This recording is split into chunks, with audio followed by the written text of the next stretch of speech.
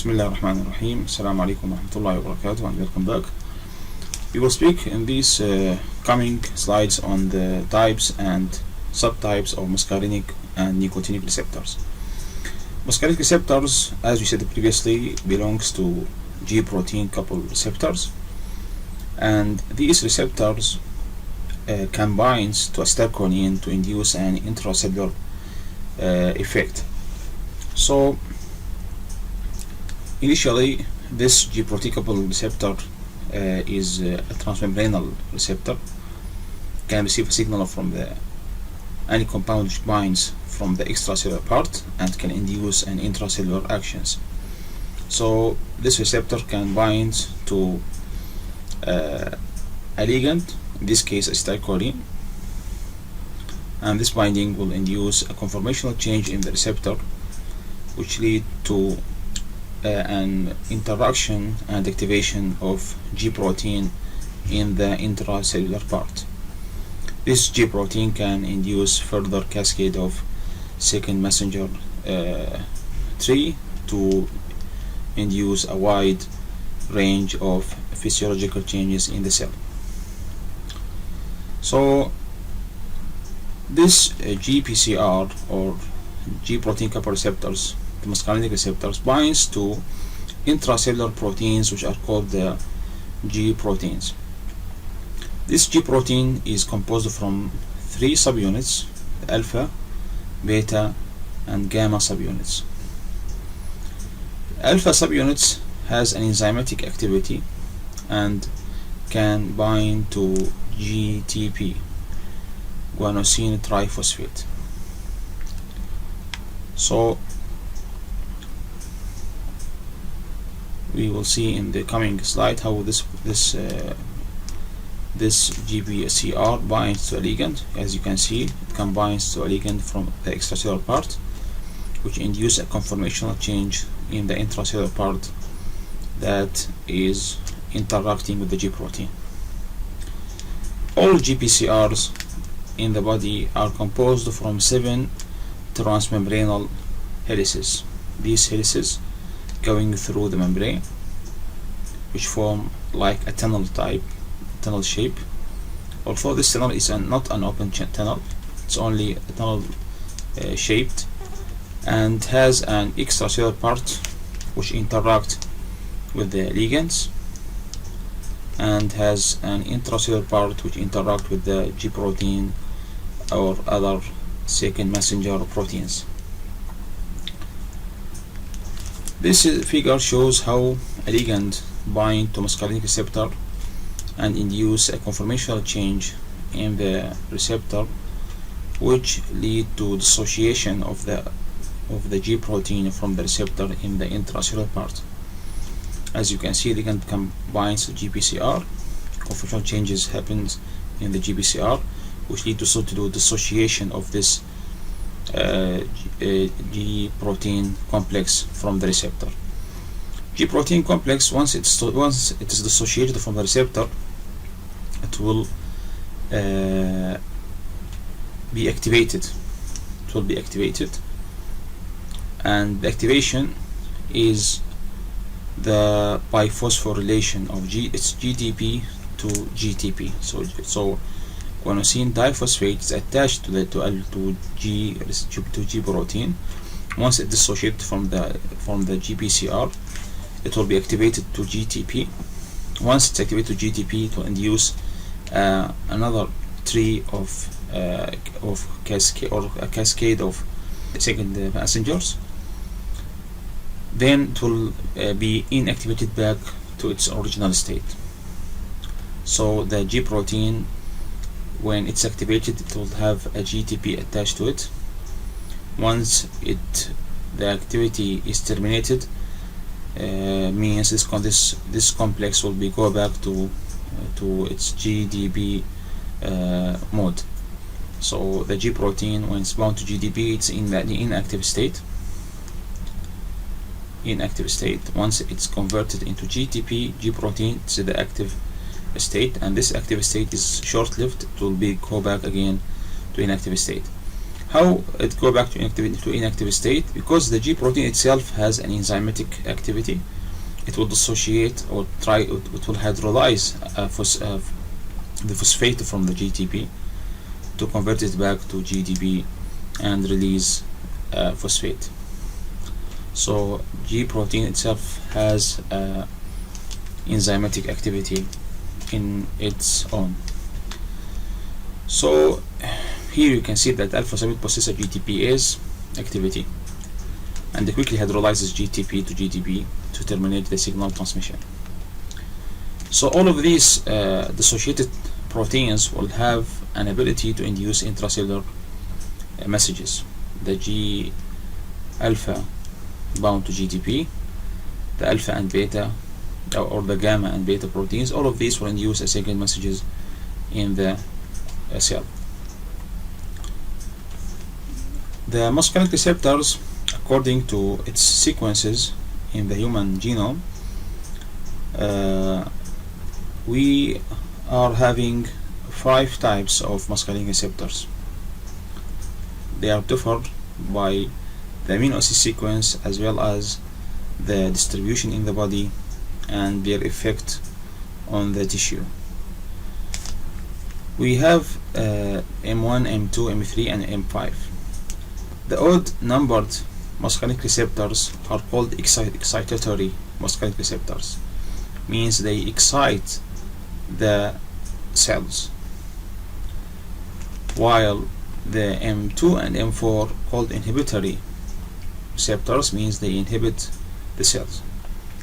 So acetylcholine, when it binds to M1 or M3 or M5, there will be an excitation of the cell by increasing the intracellular calcium, reducing the intracellular potassium, inducing contractions of the smooth muscles, secretions of the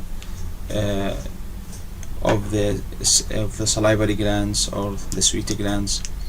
All of this is induced by the odd numbered muscarinic receptors, while the even numbered muscarinic receptors, they inhibit the contractions of the, for example, of the heart and smooth muscles, and they have an opposite effect compared to the odd numbered muscarinic receptors. These differences in activity of these muscarinic receptors, being an excitatory and inhibitory, is belong to the type of G protein attached to these receptors. So the G proteins which is attached to the muscarinic receptors differs according to the subtype of muscarinic receptor. As you can see, the G proteins are of different types. Some of these G proteins are called excitatory G proteins, meaning they induce excitation in the cells. Some of these are inhibitory, they induce an inhibitory effect in the cell. For example, the GS G protein, when it's activated in the cell, it causes increases in adenylyl cyclase activity, means increasing the cyclic AMP, and increases the calcium ion concentration in the cell. GQ also increases phospholipase C activity. So all of these two G proteins, GS and GQ, are responsible for the cell excitation. And you can see these G proteins are attached to M1, M3 and M5. So these muscarinic receptors therefore having excitatory effect on the cell. While GI decreases adenylyl cyclase activity and increases potassium current in the cell, so it will cause polarization of the cell and inhibition of the cell activity, decreases calcium current in the cell for the GO, and as you can see, these G proteins, the inhibitory G proteins, are usually coupled with the inhibitory type of muscarinic receptors. Although M1 sometimes also having a mixed mode, it combines to stimulatory G proteins and inhibitory G proteins. It have a double effect, but this is only special for M1. But the others, the other subtypes of muscarinic receptors are either excitatory alone or inhibitory alone. The gamma and beta subunits, which is dissociated from the GPCR or the muscarinic receptor, also can induce an intracellular effect, like affecting the potassium current and acyl cyclase activity or phospholipase activity. So they have also an ability to induce an intracellular messages. This scheme shows how the activation of the different subtypes of muscarinic receptor will induce different intracellular activities. For example, for M1, M3, and M5, the activation of G-alpha, of GA, or GQ, G11, all of these will lead to a second messages. For example, it will increase the adenylyl cyclase activity, induce cyclic AMP formation, and finally activate protein kinases. Phospholipase C also be activated, which lead to increase in diacylglycerol concentration. And it will induce a protein kinase activity. Phospholipase C also will increase inositol triphosphate pathway, which will affect the calcium level in the cells. It will release the calcium from the endoplasmic reticulum. Thus, the calcium in the intracellular part will be increased, and this also will activate the protein kinase pathway.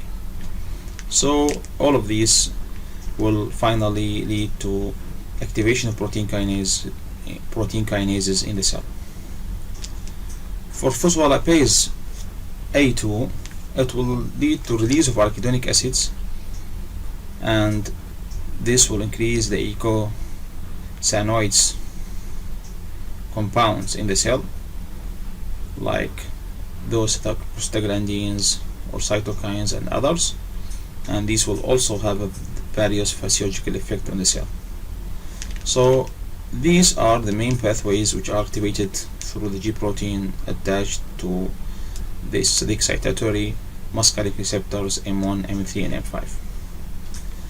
With respect to M2 and M4, these are attached to inhibitory type of G proteins, and these G proteins usually, when it is activated, it will lead to reduction of cyclic AMP concentration in the cell, reduction of voltage gated calcium channel, so the calcium in the cell will also be reduced, and the potassium in the cell will be increased. So all of these are signs of cell inhibition.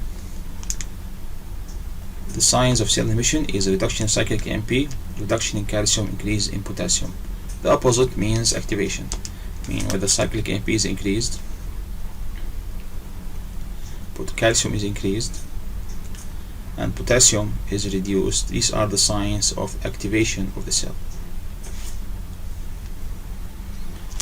M1, M3, and M5, they are present in different tissues, and M1 usually called neural muscarinic receptors because it is present mainly in the certain part of the brain, and also present in exocrine glands and autonomic ganglia. So, but it's mainly present in the brain, that's why it's called neural muscarinic receptor. M3 is usually referred to as glandular because it's present mainly in exocrine glands as well as in some smooth muscles. Since these muscarinic receptors are stimulatory or excitatory muscarinic receptors, activation of these receptors will induce some excitatory effect in the tissue. For M1, which is present in the brain, it will induce an arousal attention. It will increase the seizure for the patient. It will increase the rapid eye movement, sleep. It will also affect the cognitive functions and memory for the person, so it has an excitatory effect on the brain. For M3, it will also, activation of M3 will increase the secretion, for example, of salivary glands, because salivary glands have M3 receptors. M1 receptor is also present in the parietal cells of the stomach, and activation of M1 will increase the gastric acid secretions. M3 also present in the visceral smooth muscles like for the intestine and the colon and the bladder, and also the stimulation of M3 receptor will induce contractions of smooth muscles of intestine and the gallbladder, the bladder. So the activation of M1, M3 and M5, as we said, it will lead to second messages in the cell, activation of phospholipase C, as we said previously, increasing the inositol triphosphate, diacylglycerol, and all of these actions are previously described in the previous figure. This table try to summarize the second messages which are taking place in the cell, as well as the function or the final effect on the cell. So activation of M1, as we said, going through GQ or G11, which are excitatory G proteins, lead to increasing the phospholipase activity, inositol triphosphate, diacylglycerol, increasing the intracellular calcium, causing depolarization of the cell, excitation of the cell, and all of these will have effect on the tissue. Since M1 is present in the central nervous system, in the gastric and salivary glands, we can see that the cognitive function is increased, seizure activity will increase, secretions for respect to gastric and salivary glands will be increased, autonomic ganglia depolarization means the transmission of signal will be also enhanced. For M3, which are present in smooth muscles and as well as in some excretory glands, it will lead to increase in the contraction, increase the secretion from the salivary glands, and also it will lead to synthesis of nitrous oxide, which induce further release of acetylcholine from the acetylcholine neurons, as we said previously. So all of these are excitatory effects. M5, although it is not well known, but it is present mainly also in central nervous system, and the activity on M5 will lead to dilatation of the cerebral arteries, facilitate dopamine release, and others. So it have also an excitatory effect on the brain. Now I'm going to speak about the inhibitory muscarinic receptors M2 and M4. Those receptors which have the even numbered receptors, they are called inhibitory receptors, and they are present mainly in the cardiac. For M2, mainly present in the heart, in the atria and conductive tissue of the heart. That's why those M2 receptors are called cardiac receptors, cardiac muscarinic receptors. So the activation of these receptors will have an inhibitory effect on the heart and bronchial smooth muscles. For example, activation of M2 will cause a reduction in the heart rate and the contractility of the heart. There is a negative chronotropic and inotropic effect on the heart. There is a negative chronotropic and inotropic effect on the heart. So there will be a reduction in the strength of contraction as well as the rate of contraction. Both of those will be reduced by activation of M2 receptor in the heart. In the smooth muscles also, M2 activation will lead to relaxation of smooth muscles, and this will be obvious in the bronchi. So activation of M2 channel in the bronchi will lead to relaxation of bronchial smooth muscles and leading to bronchodilation. The activation of these inhibitory muscarinic receptors is linked or is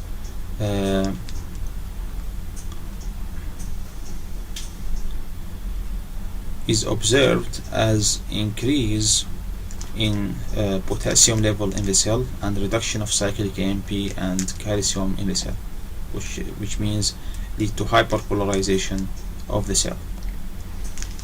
This figures shows how M2 and M3 muscarinic receptors having an opposite effect on the bronchial smooth muscles. The M3, which induces contraction of bronchial smooth muscles through the vagus nerve, is opposed by relaxation induced by M2 muscarinic receptors. So M2 muscarinic receptors will induce a bronchodilatation, while M3 induces a bronchoconstriction. And some literature said that M2 receptors are usually having some abnormalities in asthmatic patients. Therefore, they have an excessive bronchoconstriction. How M2 channel opposes the effect of M3 channel, how M2 muscarinic receptors opposes the effect of M3 muscarinic receptors. Since the acetylcholine is released from the terminal neuron to the tissue, so this acetylcholine can bind to M3 and induces a bronchoconstriction. M2 channels are present in the nerve endings and can bind to already released acetylcholine and induce a feedback effect to inhibit the further release of acetylcholine. So activation of M2 channel will inhibit the further release of acetylcholine, therefore lead to inhibition of M3 receptors activation.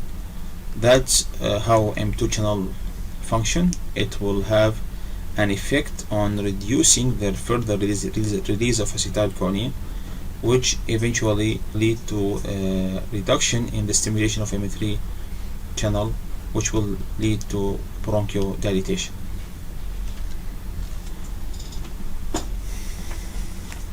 This table also summarizes the effect of the M2 channels on the cellular functions. As you can see, the M2 channels are present mainly in the heart and connective tissue in the smooth muscles. They have an inhibitory effect on the cell, reduction in cyclic AMP, reduction in calcium, increasing in potassium, and this will have effect on the tissue which are populated with these receptors. So in the heart, leading to reduction in heart rate, reduction in ganglionic transmission, and others. M4 also having similar effect to M2. Also, there will be also inhibition in the affected tissue. Acetylcholine binding site in muscarinic receptor having a certain characteristics which are suitable for acetylcholine binding.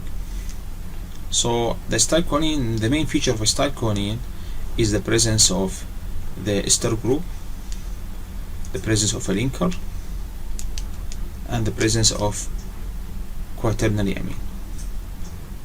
And all of these key features of the acetylcholine are important for binding the muscarinic receptor. So the ester oxygens having hydrogen bonds with the asparagine amino acid. The linker, which is an alkyl group, makes hydrophobic interactions with tyrosine and tryptophan amino acids. The quaternary amine, which is anionized, which have electrostatic positive charge, can make an electrostatic interaction with the negative charge of aspartic acid. So these are the key features present in acetylcholine and are important for binding the muscarinic receptor. The size of quaternary amine substitutions, usually are restricted to methyl or ethyl, and we will see this in SAR. For nicotinic receptors, they belong to ligand-gated ion channels, and those type of receptors can be activated by an extracellular ligand, which will induce a conformational change in the receptor that lead to an opening of the channel to let the ions go through. so it will very rapidly change the polarization state of the cells. That's why they are a fast type of receptors. So as you can see in the figure, once they get binds to the channel, it will directly open and will let the ions to go through. The nicotinic receptor is composed of 4 types of subunits: alpha, beta, gamma, and delta. Usually it have 2 alpha units, so the total number will be 5 subunits that are forming the channel. The channel is formed from the 5 subunits. 2 of these subunits are alpha and the other is beta, gamma, and delta. The alpha subunits has a negative charge that can bind to the quaternary amine positive charge of the acetylcholine. Since the channel has 2 alpha subunits that have 2 negative charge, it will bind to 2 quaternary amines. That means it needs a 2 molecule of acetylcholine to be activated. So the ion channel, the nicotinic receptors, needs 2 molecule of acetylcholine to open. So there are 2 sites that can bind acetylcholine and can lead to ion channel activation. Therefore, for a nicotinic receptor to be activated, it needs 2 molecules of acetylcholine. Usually these acetylcholine binds at the interface between the alpha subunit and the nearby subunit, and this eventually leads to the channel opening. So since acetylcholine molecule is small, the channel needs 2 molecules to be opened. Next, we're going to speak about the acetylcholine biosynthesis in the nerve terminal. Acetylcholine is synthesized from serine amino acid.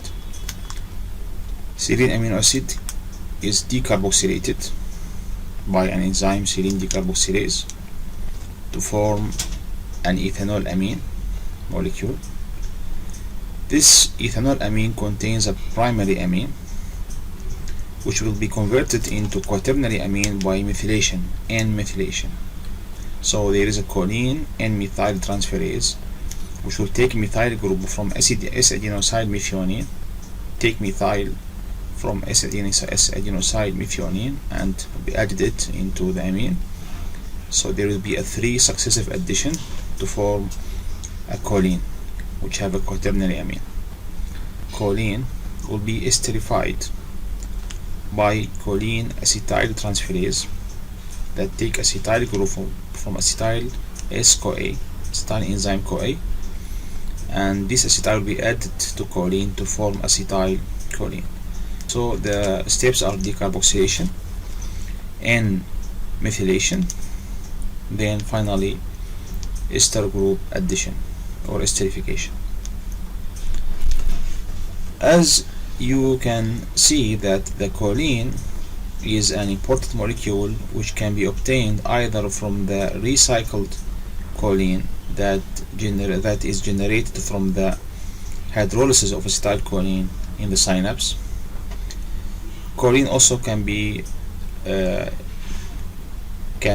obtained from the phospholipids of the cell membrane, from the phosphatidyl cholines or phosphoryl choline that are present in the cell membranes. So all of these are sources of choline to generate acetylcholine. Once it's synthesized in the cell, in the neural cell, it will be packaged into vesicles, and these vesicles contains acetylcholine in addition to ATP, small amount of ATP, around 10 to 1 molecule, and some ions, positive ions like calcium and magnesium. This vesicle is a mature vesicle which contains around 12,000 to 60,000 acetylcholine molecule, and is ready to be ejected out of the cell once the signal is reached. Acetylcholine release is taking place in response to the action potential. When the action potential reaches the nerve terminal, it will lead to an opening of the calcium channel, increasing intracellular calcium, and this high concentration of calcium ion will lead to fusion of the these vesicles with the cell membrane, and eventually ejection of its content into the synapse. So the vesicle will be ejected into the synapse, leading acetylcholine to bind to postsynaptic receptors. There will be around 3 million molecules are released in response to the action potential. So this is a huge number of molecules will activate up the postsynaptic receptors. But these molecules need to be hydrolyzed to terminate the signal transmission. So there is an enzyme which is called acetylcholine esterase that's present in the synapse, and there is high concentration of this enzyme that can rapidly digest acetylcholine and terminate the signal.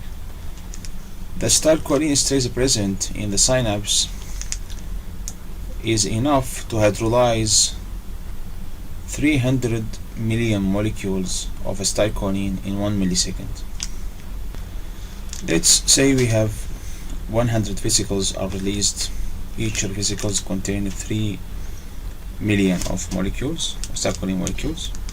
So 3 millions of acetylcholine molecules multiplied by 100 will be equal to 300 million molecule of acetylcholine. So these molecules will be hydrolyzed in 1 millisecond. So 1 millisecond is actually the lifespan of the signal transmission through the synapse.